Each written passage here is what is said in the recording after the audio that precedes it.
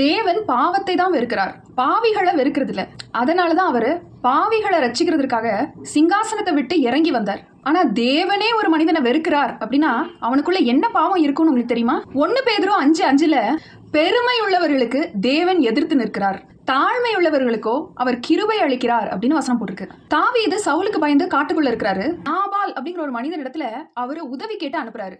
அப்ப அந்த மனுஷன், தாவீது யாரு? நான் ஏன் சாப்பாட்டையும் ஏன் தண்ணியையும் ஏன் ஆடுகளையும் எவனோ ஒருத்தனுக்கு ஏன் கொடுக்கணும் அப்படின்னு நான் பெருமையில பேசி அனுப்பிட்டான். இந்த நாபாலுக்குள்ள பெருமை இருந்ததுனால கர்த்தர் அவனை அடித்தார். அதனால அவன் இருதயம் கல்லாயி 10 நாளைக்கு அப்புறம் அவன் செத்தே போயிட்டான். கர்த்தரே ஒரு மனிதனுக்கு எதிர்த்து நின்னா அந்த மனிதனுடைய நிலைமை என்னன்னு. சாத்தானுக்குள்ள பெருமை இருந்ததுனாலதான் பரலோகத்துல இருக்கிற மகிமை அவனை விட்டு எடுபட்டு கர்த்தர் அவனை மேல இருந்து கீழே தள்ளிட்டாரு. இன்னைக்கு உங்களுக்குள்ளேயும் பெருமை இருக்கா? நான், ஏன் பணம், ஏன் ஞானம், ஏன் பலன், இப்படிப்பட்ட பெருமையான பேச்சுகள், பெருமையான காரியங்கள் உங்க இருதயத்திலையும் இருந்தா இன்னைக்கு தயவு செஞ்சு அதை எடுத்து போட்டுருங்க. அப்படி இல்லைன்னா நீங்க கர்த்தருக்கே எதிர்த்து நிக்கிறீங்கன்னு அர்த்தம். கர்த்தருக்கு முன்னால எந்த அளவுக்கு நம்ம தாழ்த்துறோமோ அந்த அளவுக்கு அவர் ஒரு மனிதனை உயரத்துல கொண்டு உயர்த்தி வச்சிருவாரு. அதான் அவருடைய கேரக்டர். விசுவாசிச்சா ஆமேன்னு சொல்லுங்க.